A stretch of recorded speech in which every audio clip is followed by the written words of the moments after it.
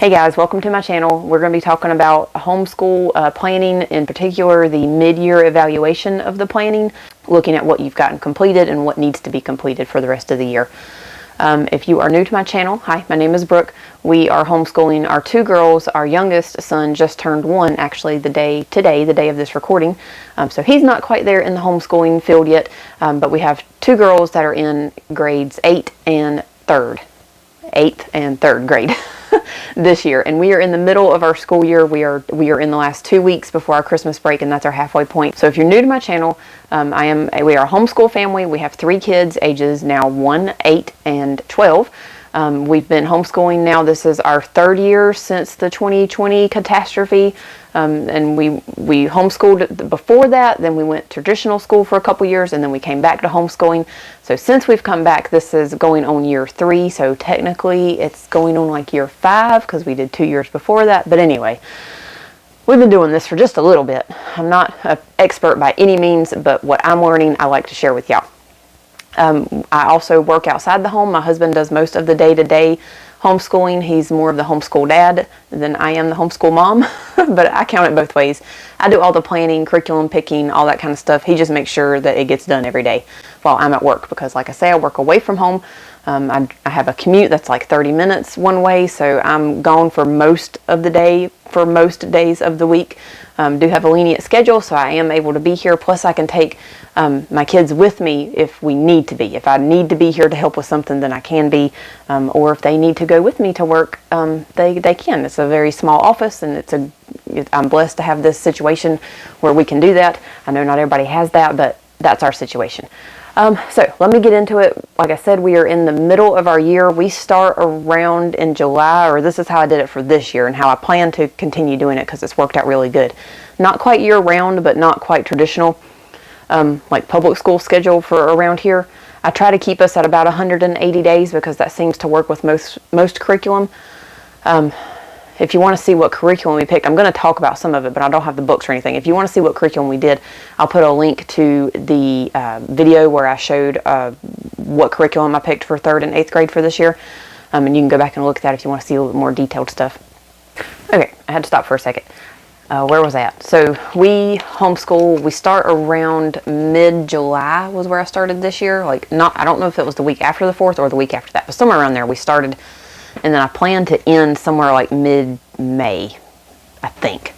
And then we take big breaks. Like we have a fall break for a week. We have a week at Thanksgiving. We're going to have 3 weeks around Christmas. We get a week in the spring.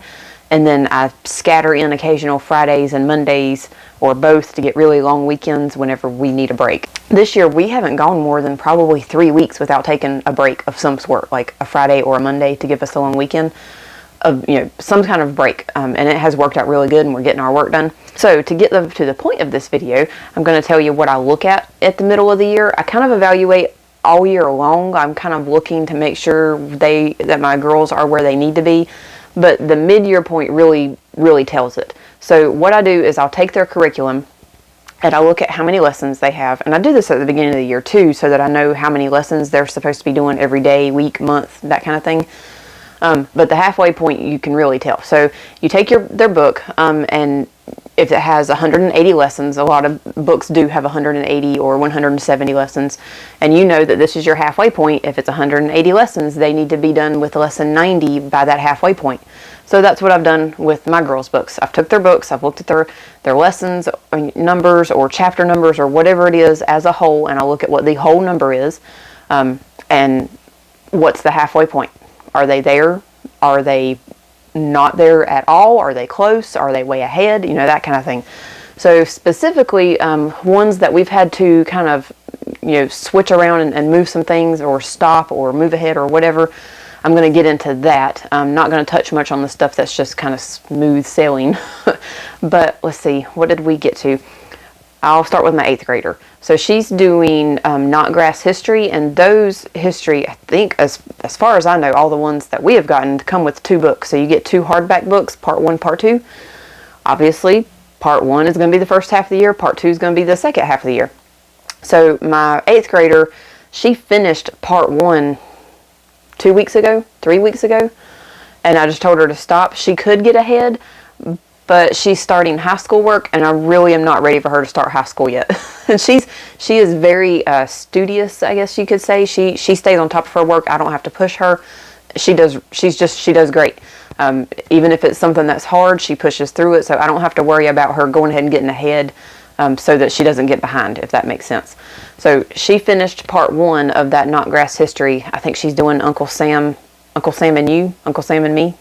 One of those. It's the Uncle Sam book. So she finished part 1. I told her just to stop, and I evaluated this 2 weeks ago, week and a half ago, according to this video, when there was 3 weeks left before our Christmas break. I went ahead, and I never do this. I only plan out 1 week ahead of time, but I went ahead and planned out 3 weeks so that I could see what needed to be done by the time we stopped for Christmas breaks, and so they could see what needed to be done. And we're just working through those 3 weeks and marking it off as we get it done. So for her history, I told her just to stop. I was like, you're not going to do history from now until Christmas break. You're done with it. But to fill in her time, I let her pick a book, just a random history, like a biography type thing about a Titanic survivor that we had on the shelf. Just some random book we had picked up sometime. So that has nothing to do with anything she was reading or studying. It's just something fun for her to read for the next couple of weeks, and we're counting that as history because she is learning some history stuff, and she's she loves Titanic and all the facts and stuff about that, so she's enjoying it. And I think it had 10 chapters, so we just split it up into however many days we had left until the Christmas break, and she's doing like a chapter a day, something like that. So the Knotgrass history, we stopped it so that she can start book 1 when we start back in January, like January 2nd or 3rd, and she'll start back there. Her science, we were doing, I believe it's master books. The first one she did was like an intro to biology, and they were little books, and I split them up and I spread it out so that she could do these little books for like the one is going to be the first half of the year, and then the second one, which is the, what's it called, Book of Trees. I think it's master books as well. Might be wrong on that. You can go back and watch that video for her 8th grade curriculum. So she got way ahead. She was done with the biology book like 4 weeks ago. So she took a break on science to try to get ahead on math, and I was having her do a little extra in math to take up that space where she wasn't doing science during the day. But I kind of wanted her to have something fun to do, so she's been really into constellations and trying to figure out things. So I got her a book that's not a curriculum, not a school book or anything like that. It was just something I found on Amazon. I'll link it. And it's kind of a cool thing where it like walks you through finding the constellations at any time during the year. Like it didn't matter what time of the year it was for her to have this book. It shows you how to find different constellations according to like the main ones that you look at. It was really neat looking, and she's enjoying it. So we got that book. I split it up by sections, divided it by how many days we had left for this half of the year, and she's doing, I don't know, maybe like 4 or 5 sections, like small sections, like one section is 1 or 2 pages. So she's doing that and finishing that for the rest of this half of the year for her science. Again, it had nothing to do with the curriculum that she was studying. It's just something fun that she gets to do, that she's interested in, and she's going to learn something. So that's what we're doing with science, and then we'll pick back up with her Book of Trees when we come back in like January 2nd, 3rd. And one of the reasons I didn't want her to get ahead on that one and go ahead and start that book is because at the end of the Book of Trees, she has like a project she has to do where she's supposed to pick certain trees. I think it's 10 or 15 trees from around our area, and she's going to do like a kind of a research paper or whatever on each one, where she goes and looks at the different characteristics of the trees. And I really wanted the end of that book to be when the trees are blossoming, when their leaves are coming out and all that, because she's supposed to be looking at the buds, the flowers, the leaves, and all that to identify different trees. So I really wanted to push that to as close to the end of the year as possible. Math, she's doing teaching textbooks. Both my daughters are doing teaching textbooks this year. With her math, I actually had to slow down. She was doing 2 lessons a day on that, but that kind of got crazy. She wasn't doing really good as far as her grades. She wasn't understanding it, so we had to slow that down. She is a year behind already where she should be, so we were hoping to get that caught up so that when she starts 9th grade, she would be doing 9th grade level. I don't think that's going to happen. It might. We'll see. She's doing kind of averaging like a lesson and a half. One day she'll do 1 lesson, another day she might do 2 lessons. So we're getting there. We had to slow that down because she was going too fast. She wasn't understanding it at doing 2 lessons a day. It was just too much for her. So we went back to one lesson a day. So if she does anything, if we have a slow day, a half day, something, or like one of those days where you're not going to get everything done, I tell her to do math. We make sure that she's getting math done. And with teaching textbooks, something that I had to look at, they allow them to pass and go on, not pass, they allow them to go on to the next level even without making a passing grade, I think. I'm not sure, but she was making like 70s, and I don't want her to make 70s. We're homeschooling so that she can understand what she's working on, not just get passed to the next lesson or to the next grade even though she didn't all the way understand it. So I made a new rule. If she does not make at least a 90, she has to go back and redo the individual questions that she missed. And I can go back on each lesson and delete the ones that she got wrong and make her go back and do just those specific questions again. She doesn't have to repeat the whole lesson, just those specific ones. And that's not been a problem so far. If she misses 1 or 2 or 3, I'll go back, I'll delete those. She'll go the next day or maybe later that afternoon. And because she'll tell me, Mom, I made an 86, I made an 81. And I'll say, okay, and I'll go and delete them, and then she'll either, that day or the next day, she'll go and finish that lesson and then work on the next one. When I say finish that lesson, she'll answer the questions that I deleted, the ones that she got wrong. And she'll get her grade to a 90 or above, and she moves on to the next lesson. So that was just a rule that I made for myself for her, and she understands that she has to make a 90 to move on to the next lesson. So that's been very helpful. She's understanding it more. Being able to go back that same day or the next day and fix it is helping her to remember what she's fixing and why. Okay, her language, she is doing Writers in Residence. It was an Apologia curriculum, and it is laid out in the front of the book. You open it up and it's got the schedule laid out according to that curriculum 4 days a week. So it'll say like week 1, day 1, week 1, day 2, day 3, day 4. So what I looked at, opened it up, I found the middle, and I got to the middle of the lessons. It wasn't exactly like open the book up and it's right there. I had to kind of look at it. If you see the curriculum, it would make sense to you. So she's going to be doing like the first intro. It's split up into 4 sections, so obviously she needs to be done with the first 2 sections by Christmas break. So where the blocks ended up being where I could cut it off, she's going to be doing like the first 1 or 2 sections of Unit 3 in that book, and it's just like a little intro thing, nothing digging too deep into that unit, but just enough that she'll kind of get an idea of it, and then when we come back in January, she'll be able to jump into it and not have missed anything, and she'll remember what she's doing. So that she was right on track with that. I think she might have, I don't know, of like our 10 days left of this half of the year, I think she had like 6 or 7 lessons to do. So she's probably going to get done a little bit early before our Christmas break, and that's fine. I'll just have her do math. Bible curriculum this year, I'm not being super strict with it. They're getting done what they can get done.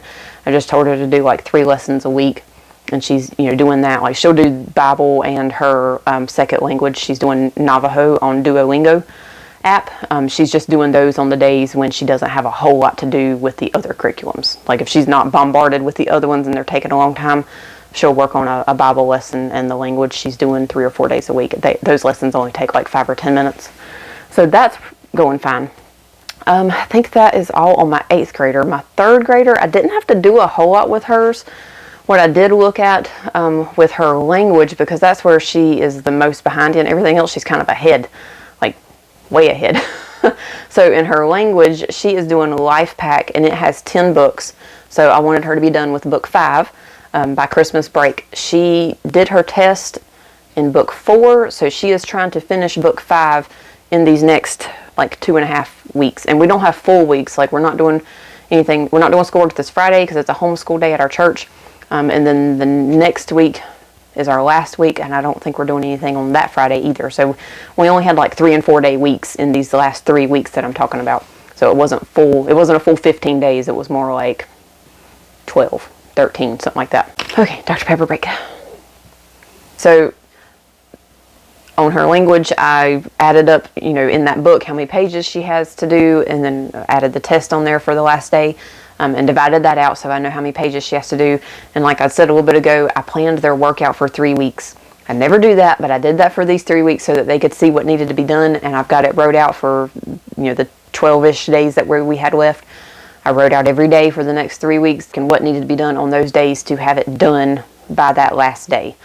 If they work ahead of schedule, then that's fine. Like I knew that one day, was it yesterday? Yesterday they didn't do any schoolwork because we had a fun Christmas day doing some activities. So they had worked ahead last week because I wasn't for sure if they were going to not do work yesterday or not.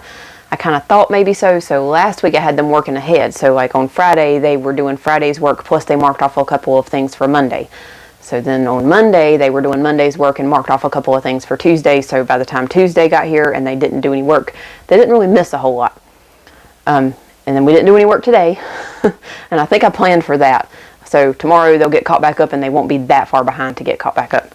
So her language, it was 10 books.